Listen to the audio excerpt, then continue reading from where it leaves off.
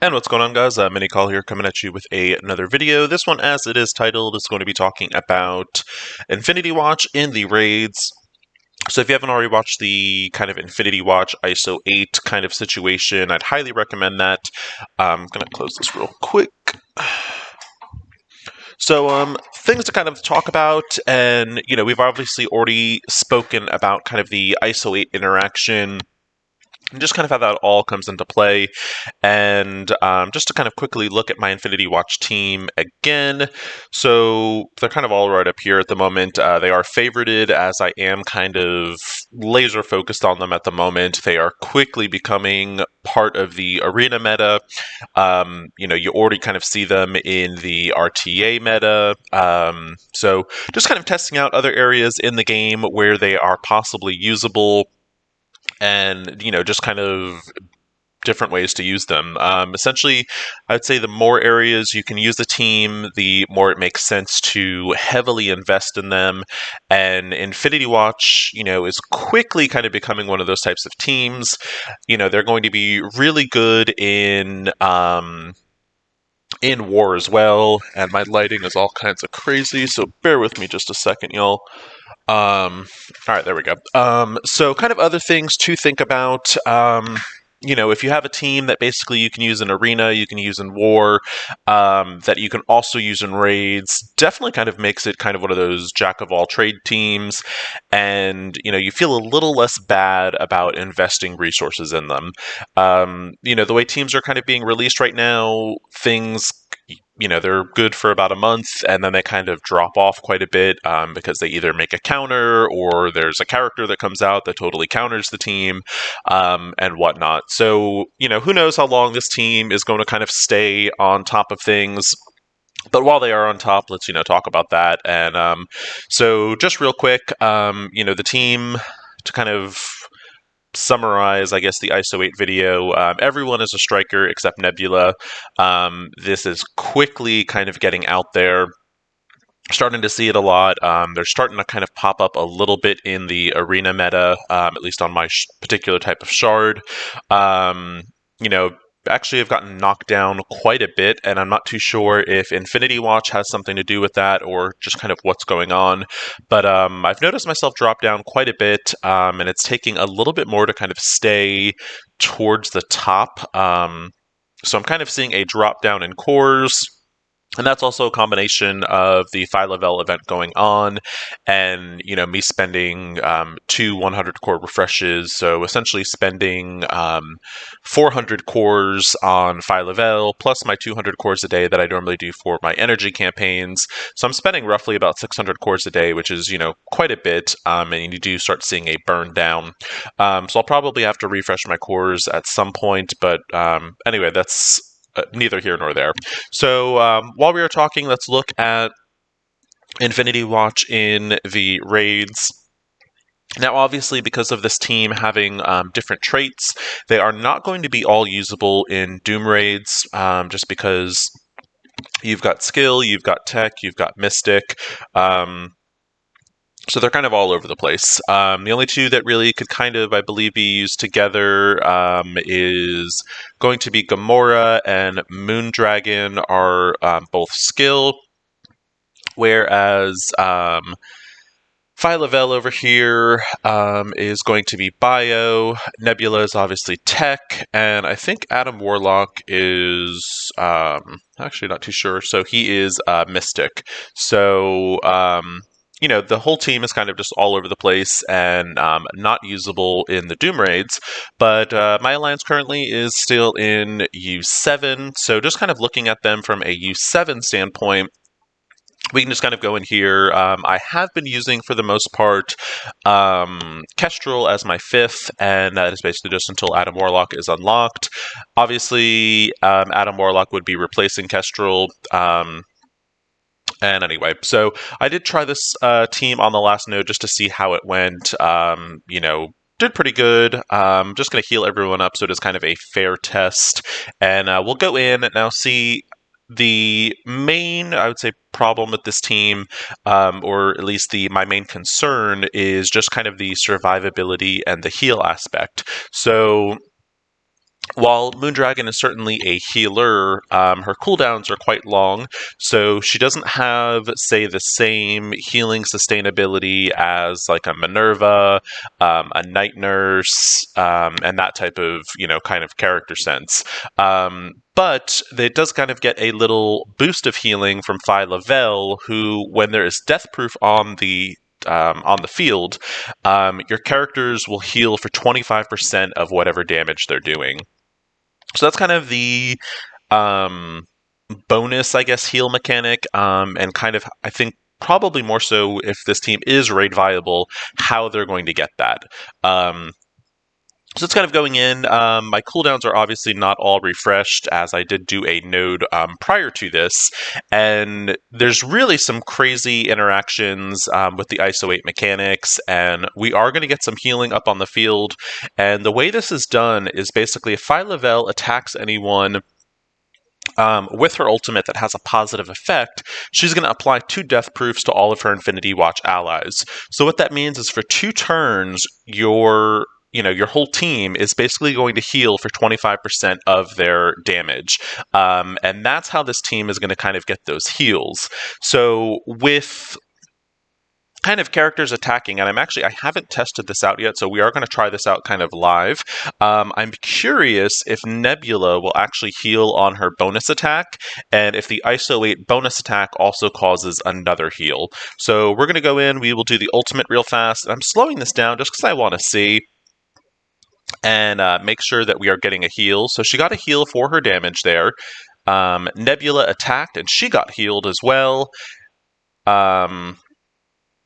Kestrel over here pinged, and then I believe that ISO 8 bonus attack healed as well.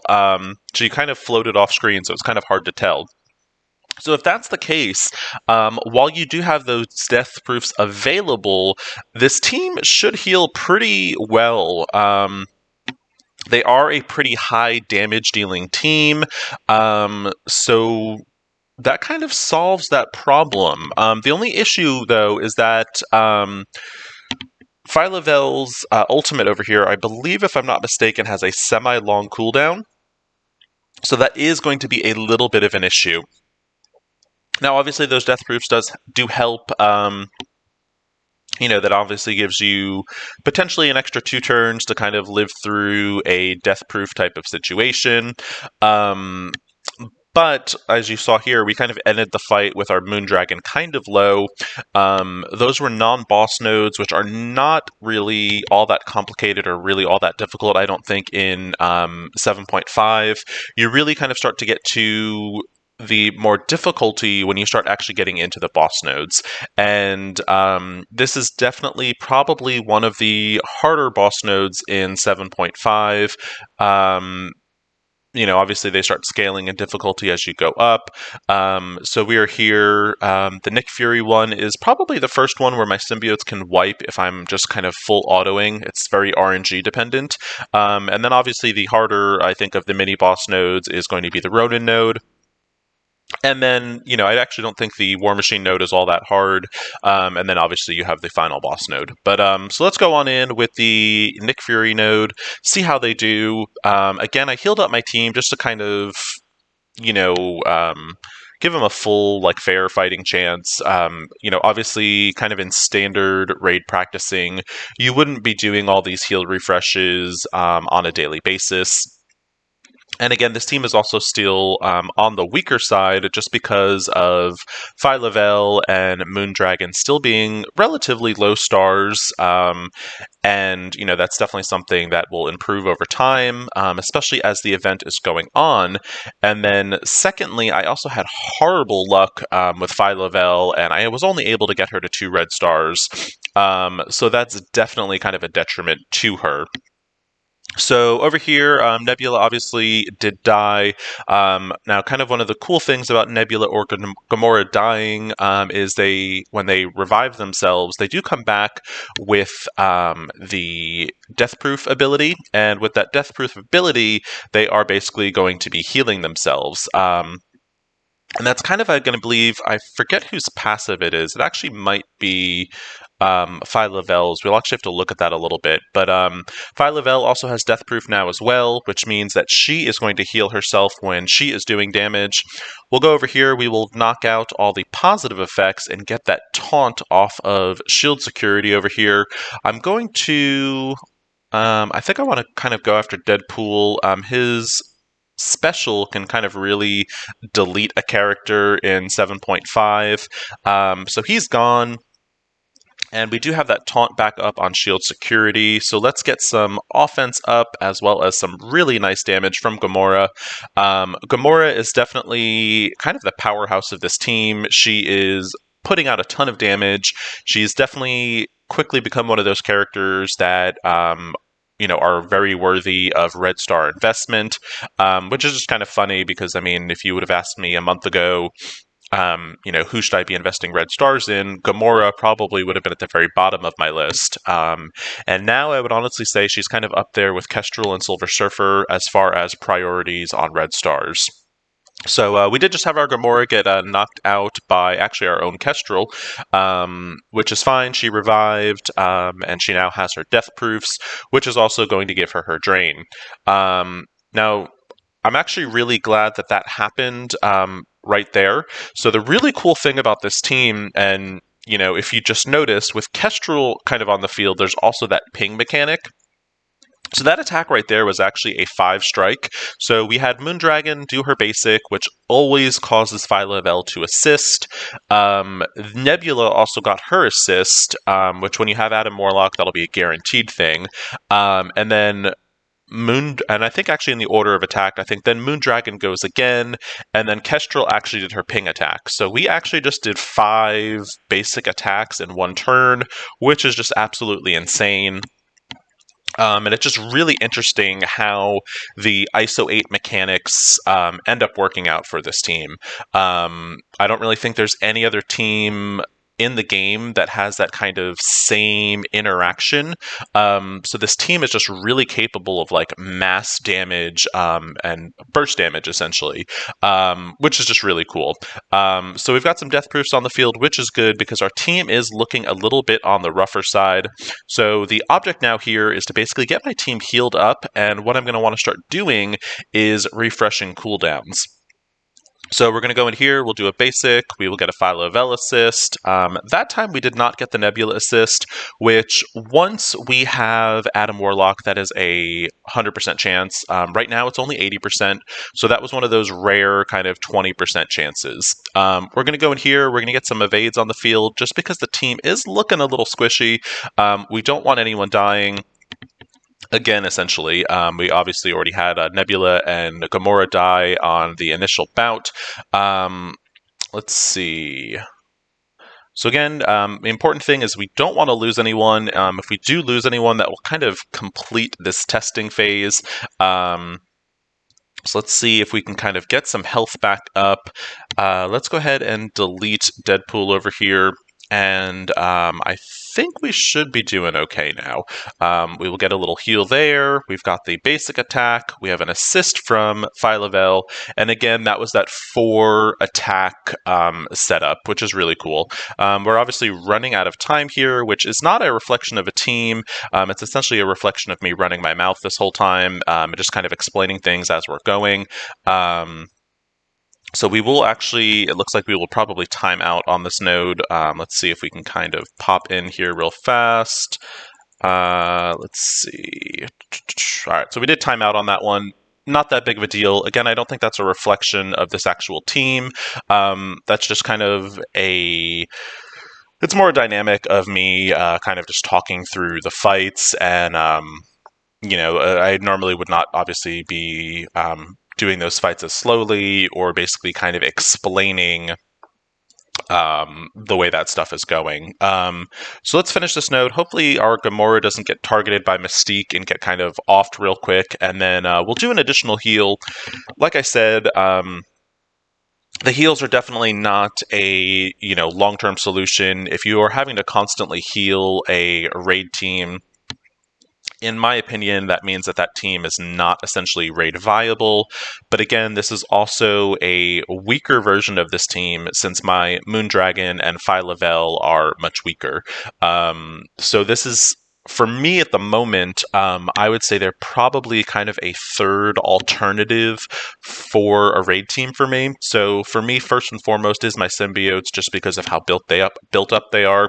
So if I'm feeling kind of lazy, what I'll do is I'll typically just throw my symbiotes on auto and let them kind of just do their thing. Like I said, occasionally they will get wiped on that Nick Fury node. Just from them being on auto. If I manually play it, they always beat that node.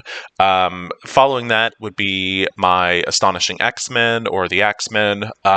So right now, I would kind of say that the Infinity Watch is definitely a strong kind of third alternate for myself.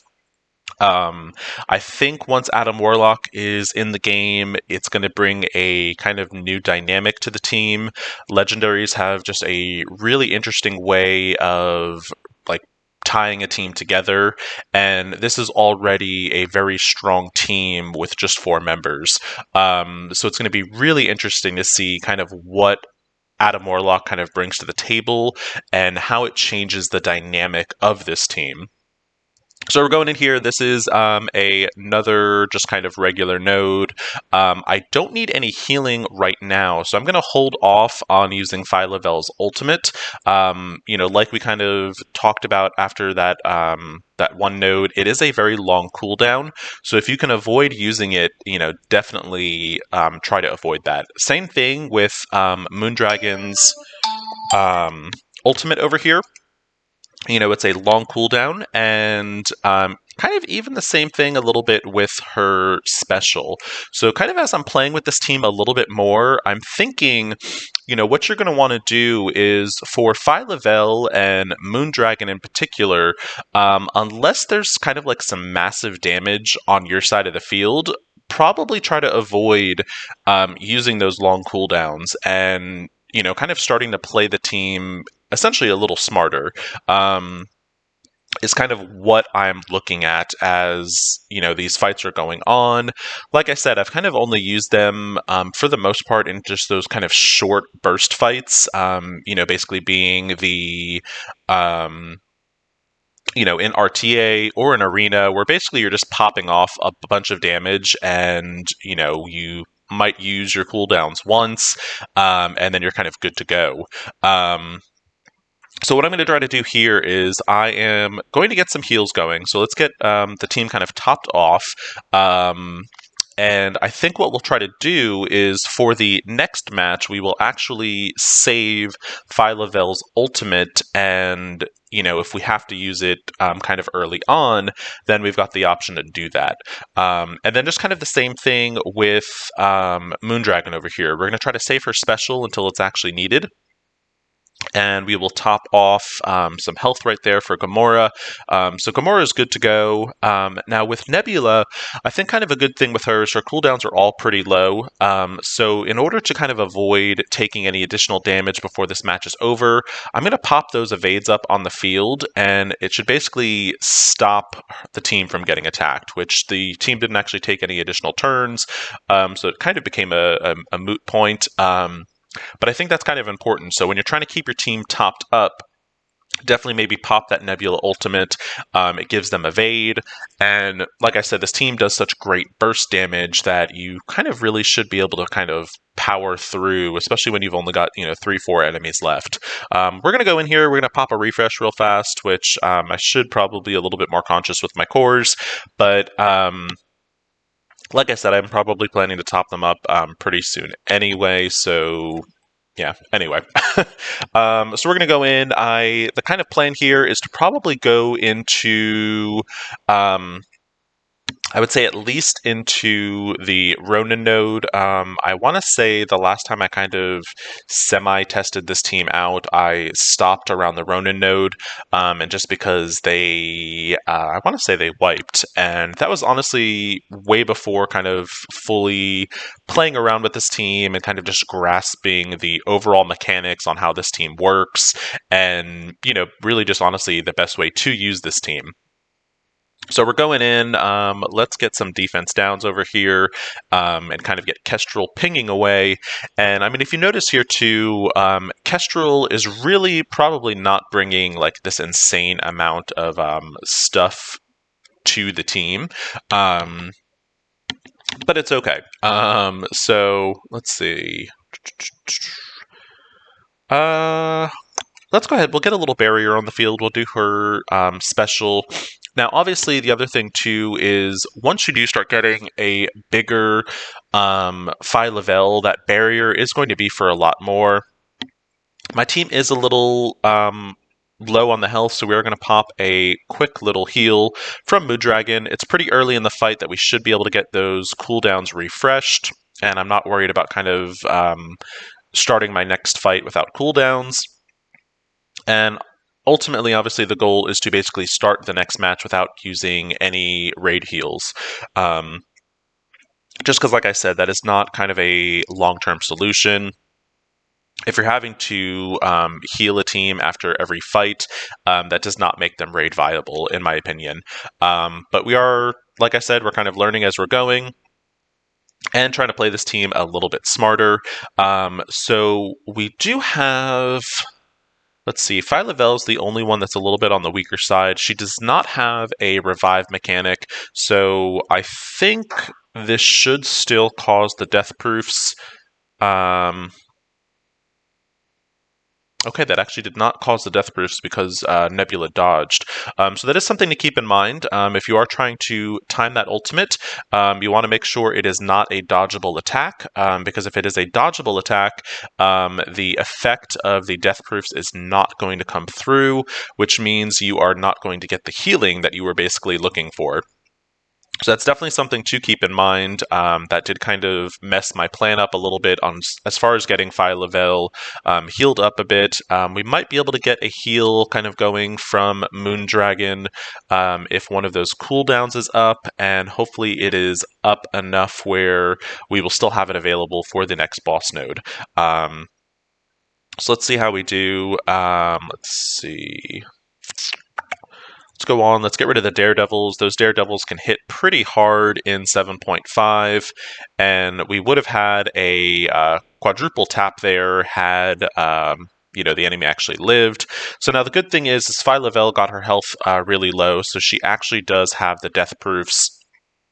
So we hopefully can get at least one more Phyla-Vell attack going, and that will get her a little more health. At the very least, she should get an assist. Oh, and we lost our Nebula, so that's no good. And we almost lost our Phyla-Vell. And so Phyla-Vell has actually lost her death proof, which is going to make her basically no longer able to heal herself. And we lost Nebula. So not a bad test. We were able to do, I think that was 4 nodes. Plus 1, so I think we did 5 nodes on that one. So not terrible. Definitely not, I would say, as a primary raid team, but they certainly make a kind of really good backup. I think as I get Phyla-Vell and Moondragon a little bit higher, it might kind of make them a little bit more sustainable. So with Moondragon, I was able to pull 5 red stars on her. Now, the relevance of that, obviously, is the more red stars on a character, the more health they're going to have. The more health a healer has, the more heals they do. And then as far as Phyla-Vell, she's pretty close to 5 stars over here. I'm hopefully planning to get her to 6 stars through the course of her event, and hopefully I'll get lucky and get a couple more red stars on her, because that'll certainly help her barrier mechanic. And okay, so that was another, I guess, essential kind of T4 for this team to kind of give them that raid sustainability is Phyla-Vell's passive. basically, when anyone drops below 50%, they apply 2 death proofs, which is going to kind of create that healing mechanic. So let's just go in. I'm going to be a bit of a glutton with my cores, and I'm going to refresh just one more time. We'll try the Ronin node, which I would definitely say is probably one of the harder 7.5 nodes. We will heal up the full team, which again, like I kind of said, I mean, if you're having to do this after every fight, it certainly doesn't make them like a primary raid team. And this dynamic can certainly change once Adam Warlock is in the game. And I'll certainly do an update once Adam is in the game and see kind of how that changes their raid survivability, essentially. So going in, like I said, this is definitely probably one of the harder nodes. You've got a combination of Strange over here who is removing buffs. You've got Juggernaut who basically becomes a wall. Once you, I think, knock out 2 enemies, you have Magneto drop who applies blinds, which blinds can be very tricky for a lot of teams. The one good thing here is we do have a lot of cleanse from Infinity Watch, so I'm not anticipating the blinds being too much of a problem. We're going to target Magneto here. I don't want Magneto to take a turn, because again, I don't want those blinds. And as you're seeing here, the burst damage on this team is just phenomenal. They were able to take Magneto out before he took a turn. Magneto definitely being probably one of the faster characters in the game. So being able to nuke him down like that without any stuns is pretty impressive in my opinion. We'll go in, we will now target Juggernaut because he is getting ready to taunt. With his taunt, he basically becomes immune to all negative effects because he has that immunity. We will probably try to knock him out, obviously, before he does his attack. And let's see, we do need some barrier on our side of the field. Alright, and it'll get some of the heal block off, which Phyla-Vell obviously needed as she was kind of low. And again, you know, kind of looking at this team overall, as far as how strong my Infinity Watch squad is, in general, I would say they're pretty low TCP in regards to even handling like 7.5 content. I think the team with Kestrel is, I think it's like 426 or so. I'll have to actually look at that after this little fight is over and see just kind of where their collection power is. You know, the Axemen can kind of start handling this content around the 350k mark. They're very unique in that regards. My symbiotes are actually 632k, I think. And I mean, they are able to get up to the final boss node if I do kind of play manually on some of these nodes. We did just lose Moondragon, so that definitely kind of negates some of our healing power. Anyway, so as like I was saying, you know, my symbiotes are able to handle this at 632k. They're my primary raid team. So we've got a weird little bug right here. So Moondragon has become invisible. Not too sure why she's disappeared. She is alive, but she is just not visible. So good for the bugs. We will get a heal going, and Moondragon has returned to the field. I'm honestly not too sure what caused that. I don't know if it was one of her assists or what kind of created that really weird interaction. Because I was thinking, I'm like, I didn't see Moondragon get hit by anything, but sometimes you miss things when you're running your mouth. So it's good to know that Moondragon is still alive. We are down to 6 enemies at this point. Here, I would say we are kind of at that point where I would say they are able to handle this node. We'll get some death proofs on our side and start getting some healing back up, and essentially we would be kind of resetting this team for our next node. And just kind of curious, because Nebula didn't get death proof when Phyla-Vell did that attack, which is kind of really strange. I'm not too sure why that interaction didn't happen correctly. I'd have to look at that a little bit more. My understanding was as long as the enemy had a positive effect, Phyla-Vell's ultimate should have caused death proof for the entire side of her field. That might have been a situation where it was a phantom buff, which is still, oddly enough, a problem in the game.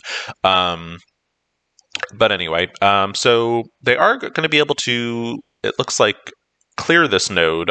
Was it the smoothest fight? Absolutely not. I think we actually lost Moondragon for real this time. I don't think she's hiding behind a visual bug at the moment. But they were able to clear this node. So in a situation where I would say on a lot of raid teams, this can kind of be the point where you kind of lose your main raid team. Infinity Watch could definitely be a team B that can kind of help you get a little further up to the Ultima section. So let's just kind of, I'm going to go real quick and actually look at the TCP for my Infinity Watch squad, just to kind of, essentially show where that team was. So looking down here, so 294 without Kestrel, and my Kestrel is, on the path to getting fairly large, so she's 118. So that brought the team up to 412, with, a majority of the Infinity Watch members being under 300k. Definitely, I would not normally suggest bringing a team that weak into U7. You see here, Nebula is 96, Gamora is 96 rather, Nebula is 94, Phyla-Vell over here is 55, and Moondragon is 47, and she's only 3 red stars. Normally, I would not obviously advise bringing in a 3 or even a 4-star character into 7.5, but it just goes to show you how strong that team is. In comparison, directly looking at that, my main raid team, being my symbiotes, they're all 100k plus, and so it just kind of goes to show the power and potential of Infinity Watch. So to kind of recap, I guess, do I think Infinity Watch is a, rank A raid team? At the moment, probably not. Not with my current stars and red stars. Do I think they are a great team B? Absolutely. And since you're probably already going to be investing in this team for RTA, for Arena, for War even, if it also kind of at the same time builds up a really decent / strong raid team, why not? I'm always a fan of kind of having as minimal resource investment and kind of spread out as far as possible. So if you can build up a team that is going to cover multiple avenues of this game, this is ultimately going to save you resources and, be able to stretch those very few resources we get even further. So hopefully you enjoyed this kind of overview of Infinity Watch in raids. I certainly am going to update this when Adam Warlock comes to the game.